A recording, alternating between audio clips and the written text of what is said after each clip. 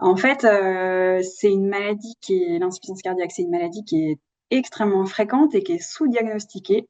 C'est probablement pourquoi que probablement ce pourquoi c'est la première cause d'hospitalisation pour les plus de 65 ans, avec un taux de décès qui est de l'ordre de 20%. Donc l'enjeu est majeur.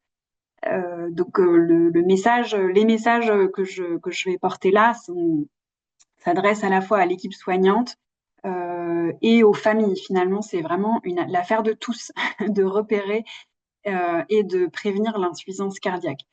Alors, voilà, l'insuffisance cardiaque, tu as une symptomatologie qui est frustre. Cette slide, elle reprend les 7 pathologies chroniques à risque d'insuffisance cardiaque. Donc, il y a l'hypertension artérielle, les maladies coronariennes, la fibrillation atriale, les valvulopathies, mais aussi le diabète, la BPCO et les maladies rénales chroniques. Donc, en fait, ce sont là les facteurs de risque où l'insuffisance cardiaque fait son lit.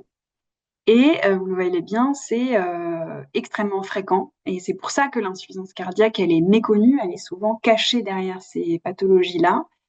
Euh, Vous avez par exemple pour les maladies rénales chroniques indiquées les bornes, voilà, il y a entre 20 et 50% des patients insuffisants rénaux chroniques qui euh, déclareront une insuffisance cardiaque.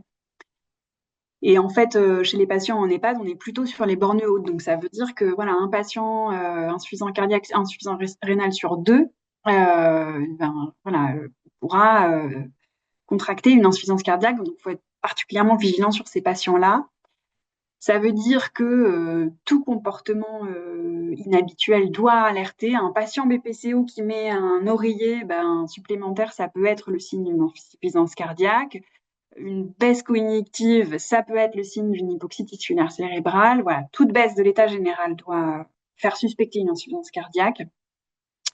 Et donc, voilà, on appelle à la vigilance de l'ensemble de l'équipe et voilà, des personnes qui sont auprès du patient. Donc, voilà, l'objet là de cette présentation, c'est de vous rappeler les 3 temps incontournables sur lesquels il faut être vigilant.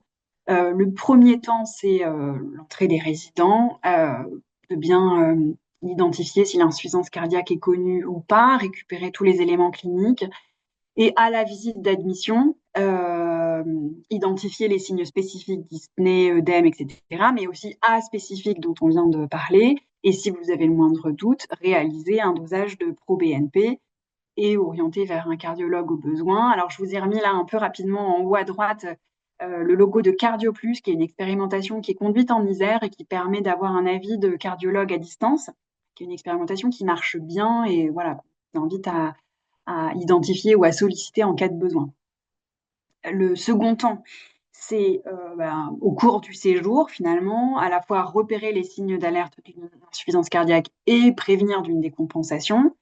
Je vous ai mis des outils qui ont été développés par la Société française de cardiologie, qui sont les 2 acronymes en regard, EPOF, pour identifier les signes d'alerte, et EPON, plutôt là pour rappeler les gestes qui permettent d'éviter une aggravation de la maladie.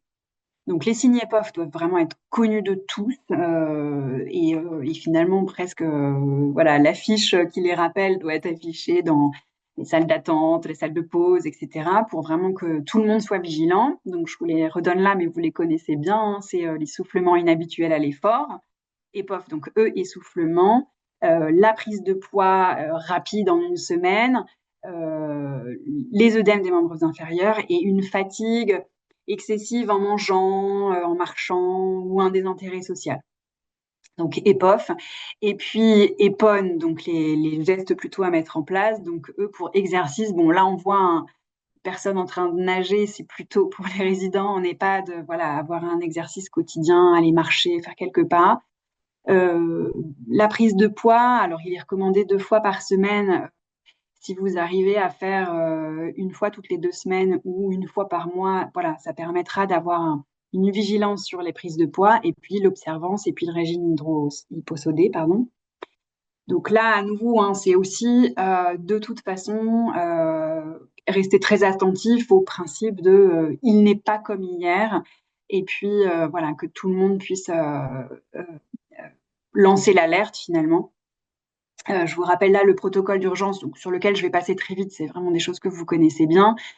C'est juste le principe de se rappeler que voilà, ce protocole d'urgence, il doit être connu de tous, affiché dans les postes de soins et puis avec les coordonnées des personnes à contacter, mais vous connaissez tout ça. Peut-être avant de finir, un rappel sur ce moment important hein, de la poste du retour après une hospitalisation. Donc quelques messages clés hein, sur cette slide-là, c'est de mettre en place un suivi rapproché euh, avec une réévaluation thérapeutique régulière. Donc c'est finalement le principe de ce bilan de médication. Voilà, il y a un risque d'hypotension, il y a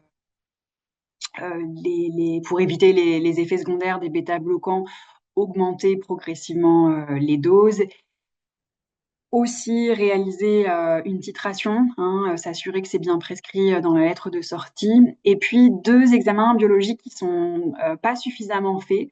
Le rapport albumine sur créatine. Alors, c'est pas évident de faire un prélèvement urinaire chez un résident, mais c'est important, c'est un examen important. Et puis aussi contrôler la ferritinémie, parce que s'il y a une anémie, il y a un risque d'hypoxie qui aggrave l'insuffisance cardiaque en place ou qui pourrait arriver. Donc voilà, bien réaliser le rapport albumine sur créatine et la ferritinémie. Et puis, voilà, planifier un suivi avec le médecin traitant à 15 jours pour adapter la posologie, faire éventuellement le lien avec le cardiologue au besoin. Là encore, on vous remettra dans la bibliothèque voilà, ces mémos qui sont plutôt à destination de voilà, l'équipe soignante et du personnel pour vous aider à relayer ces messages-là et ressensibiliser. J'en ai terminé. Merci pour votre écoute. Je laisse la main à Sophie pour parler du 100% santé.